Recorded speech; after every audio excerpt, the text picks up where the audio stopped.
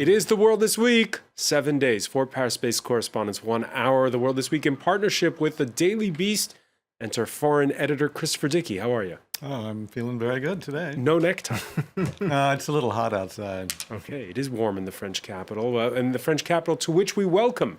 He's usually based in Brussels. Franco-Australian political cartoonist Nicolas Vadot of Cartooning for Peace. How are you, sir? I'm good, thank you. Also joining us, Ana Navarro Pedro, who no doubt got a sleepless night on Wednesday. She is Paris correspondent for Portuguese periodical WIBAUX. Thank you for being with us.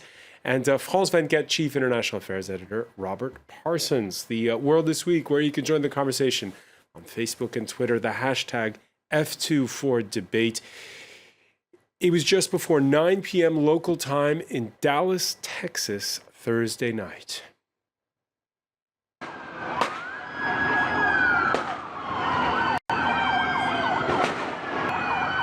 They're shooting right now, and there's an officer down. It's coming from the right over there, from around these buildings. Against another week of outrage over the killing of African Americans by police, first in Baton Rouge, Louisiana, then in a suburb of St. Paul, Minnesota. Authorities in Dallas now say there was one lone gunman, that he was upset about all the police shootings. They also say it's a heavy toll. 5 officers killed, including a transit cop, 7 others injured, along with 2 civilians. There are no words to describe the atrocity that occurred to our city. All I know is that this must stop, this divisiveness between our police and our citizens. Christopher Dickey talks there about divisiveness between police and citizens, and our own reporters at the scene in Dallas this Friday saw mixed reactions inside the African-American communities, a lot of bitterness. There's a lot of bitterness. And if you look at the videos that were coming out this week, if you look at the videos and the incidents that go back to Ferguson a couple of years ago, there's this building sense that we are discovering now what the black community has known for a long time, that there are 2 different standards of justice, that if you are a black man driving a car, you're in a lot more danger when the police stop you than if you're a white man driving a car, that the cops will kill you and then tell the world that you had a gun when you didn't. All that is being disproved or has been disproved in individual cases on video, and it's created a huge amount of anger. But having said all that, I think that an incident like this is the kind of incident that can suddenly make people sit back and think, wait a minute, too much hatred is building, too much anger is building. That's exactly what the police chief in Dallas was saying. We've got to stop this. This divisiveness has got to end. And in that sense, this horrible incident may be the shock that was needed to make people sit back and think. Because there is this phrase that's been coined, blue lives matter, and police officers who wear blue, and it's the question of how that plays with the Black Lives Matter movement. Look, I think the host of The Daily Show last night was saying, even before this incident, we have to understand blue lives matter, black lives matter, lives matter. This is not a political game. This is life and death for a lot of people. And you certainly cannot have a situation where you are, as the old revolutionaries said, exacerbating the contradictions, trying to make the cops hate the blacks more, the blacks hate the cops more. There are people who want to do that. And on social media, they can do it anonymously and feel really good about it. Mika Johnson, the man who was blown up after carrying out this sniper attack, his Facebook page is full of that kind of diatribe. Who's responsible for that? What are these nominal groups that he was following on his Facebook page? A lot of them you never heard of before. So it's a dangerous environment. But I think sensible people will sit back. And I think the people, even including the people in Black Lives Matter, will sit back and say, wait a minute. This was a peaceful protest. They're saying that up to now they've been peaceful. And they were peaceful. They were peaceful. And there was a terrible period immediately after the shootings in that crowd where the cops clearly felt they were under siege. And they were pointing guns into the crowd and ordering people in the crowd to come forward and lie down and be handcuffed. That, of course, didn't go down well with that crowd. But nobody was hurt during those incidents. Nobody was hurt during those incidents. And I think one of the things we have to remember when we talk about this is that the 5 people who were killed were all cops last night. There were no people in Black Lives Matter were killed. None of them were injured. They were all cops who lay dead on the ground there. All right, Christopher Dickey mentioning how social media acts like a bullhorn these days. The attack in Minnesota that took place earlier this week was particularly shocking. It was a first in a way because the victim, Philando Castile's girlfriend, streamed the aftermath live on Facebook. He's licensed. He's licensed to carry. He was trying to get out his ID and his wallet out his pocket, and he let the officer know that he had a firearm and he was reaching for his wallet, and the officer just shot him in his arm. I told him not to reach for it. I told him to get his hand out of it. You told him to get his ID, sir, and his driver's license. She says that Ana Navarro Pedro, that it was because her 4-year-old was with her that she had this sort of presence of mind to stay calm when you can hear that overexcited policeman. But what does that do, that use of Facebook Live? Well, I believe it's a way of being a witness live. I was very surprised with her calm and with her demeanor. But indeed, apparently, if people are not extremely calm in these situations, they may get shot. You wonder about her feelings, but that is not the point here. The point here is that this type of use of social networks being live on the site of these shootings, seeing in this case what was going on, seeing on the other case in Minnesota a man who was being put to the ground and he was shot. In Louisiana, sorry. And yes, Baton Rouge. And there was even more shocking because there you see just someone say he cannot move, he's really on the floor. Someone says he's got a gun and just pulls his gun and shoots him. That, I think, was even worse. And the state of shock from these 2 videos is inducing a wave of hatred. Now, you've told us that there have been the same wave of hatred before, but maybe they were not fed with a continuous stream of comments, so lacking so much any kind of thinking and reasoning. But what I was surprised about the police chief from Dallas was he was doing a political statement. He was doing what the politicians are not doing in the United States.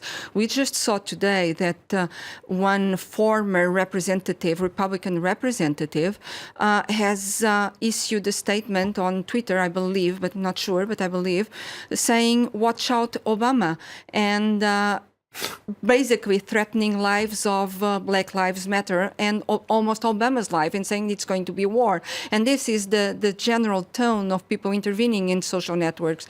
So I'm extremely worried about the general anger and lack of capacity for sitting back and trying to just put some calm in the situation. Robert Parsons?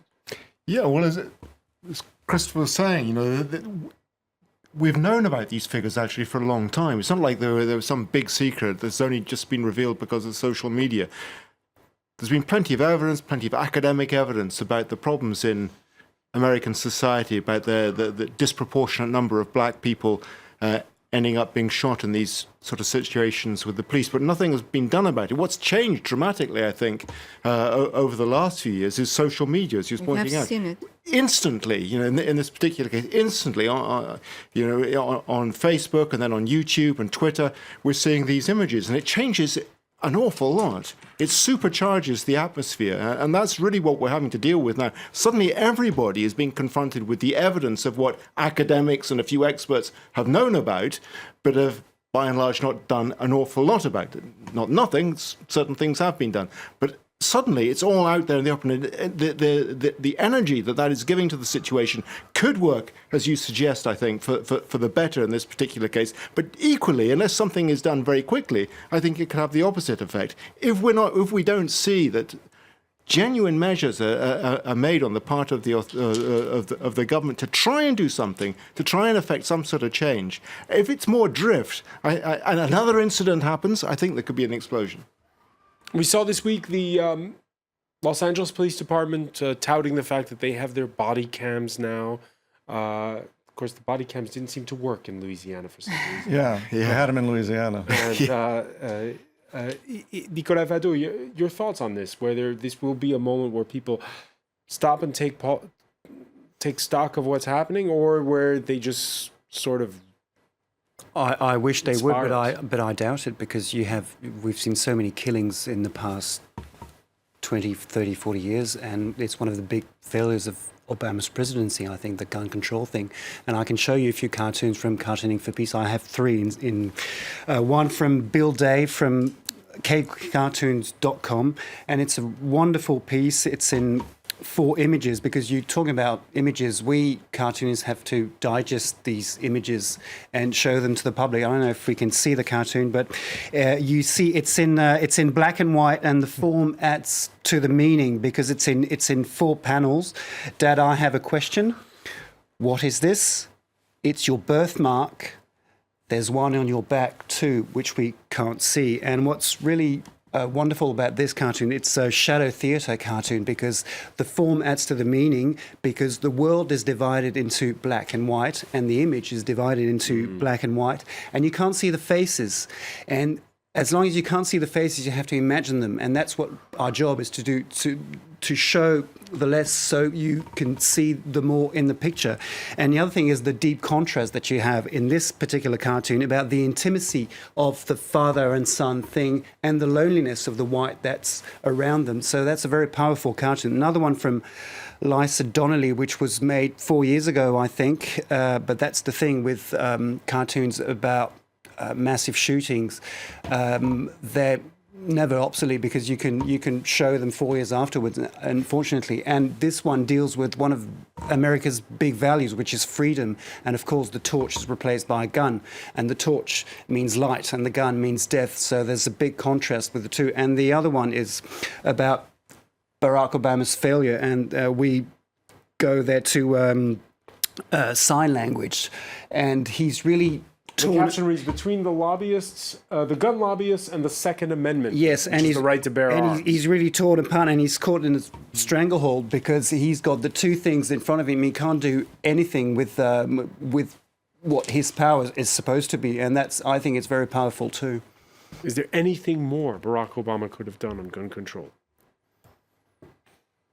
I don't think there's very much more that he could do, given the state of Congress and the way Congress has tried to stop him, even with the most banal kind of legislation. It's just too hot. I think that people will react eventually. You know, it's interesting, if you look at what was happening in Dallas, I think a lot of people who, for instance, support the law in Texas that allows you to carry a long rifle around with you anywhere. There was an interesting video, or interesting still pictures that came out. The first suspect was somebody that the police had photographed at it looked like an earlier protest march, a black man in a camouflage outfit carrying an AR-15 rifle, an assault rifle, just carrying it over his shoulder at a Black Lives Matter protest. Yeah. That's legal in Texas. Now, I wonder... And considered normal, apparently. And considered, well, normal enough. And I wonder if the people who've been saying, yeah, everybody should be able to carry a gun, if they look at that and think, well, wait a minute, does that really make sense that everybody should be able to carry a gun? And we're going to look at Mika Johnson, and we're going to see probably that his guns were legal. He probably bought them legally in Texas, because it doesn't take much to buy them legally in Texas. So then are we going to say that black people can't have guns, but white people can have guns? Is that where we're headed? Once we head down that absolutely insane road, maybe there will be some measures to bring guns under control. Now, the Washington Post keeps tabs on fatal shootings by police. It says the number for this year is up 491 in the first 6 months of the year.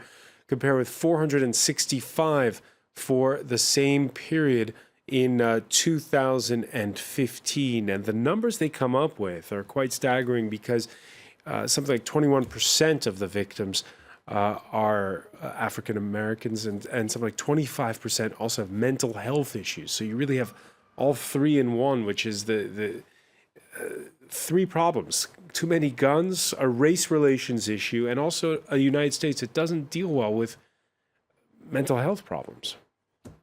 No, it doesn't deal well with them at all. It doesn't know what to do about mental health problems, and it makes it easy for people with mental health problems to get guns. Look, I mean, the U.S. Congress can't even decide to tell people who are on the terrorist watch lists that they can't have guns. It's insane. The whole situation has become insane, and it all has to do with this bizarre reasoning that any measure that controls guns in any way heads down what they say is the slippery slope, and they're going to take guns away from you. Nobody ever seems to read the Second Amendment that says basically you're supposed to be part of a well-organized militia in order to have guns. But you know, that somehow the Supreme Court in the last 20 years or so has just thrown that reasoning out. We'll see if the new Supreme Court, because there will be a new Supreme Court shortly, we'll see what they have to say about it. Well, year after year, shooting after shooting in the United States, horror after horror, we have heard people voicing convictions or hope that this time gun control would come all the way to the United States. And we never see it. It's just so embedded in, I believe, in American culture. Oh, it is. It is. I mean, it goes back to slavery days. Nicolas Vado? They did it in Australia in 1995 and it worked. Because they had a huge problem with guns in Australia, and there was a massive killing. A young man killed 28 people in school, I think, in the mid-90s.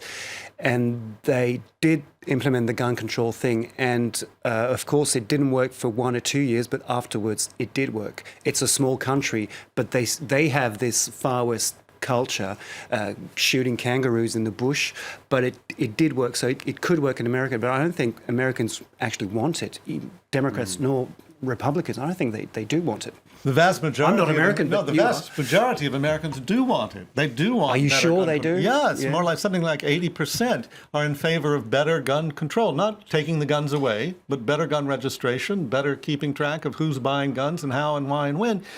That's not actually a controversial issue with the American public. It's a controversial issue with a small fringe of people who actually, what is it that they really fear? What are the real gun advocates? What is their mentality? They believe that they need to have guns to rebel against the government of the United States. That's the argument they use. Seriously, that's the argument they use. Otherwise, why do you need an AR-15 or an assault rifle in the United States to defend yourself? You don't need it. You only need it if you think you're going to take some kind of bizarre military action. The core of the gun lobby is essentially an anti-government lobby. That's why it is in lockstep with the Tea Party and these groups. This is not about freedom. This is about the threat, the hatred of the central government. And that's always what it's been about. If you read the Federalist Papers, you go back to the arguments for the amendment, for the Second Amendment, what you find again and again is that it's about having a force that can rebel against the government if the government becomes oppressive. All right. That's what it's about. Speaking of just one thing, just as a, very briefly, just as a caveat to the figures you were talking about just now. I was reading yesterday, after this had all happened, that there's been considerable positive change as well. I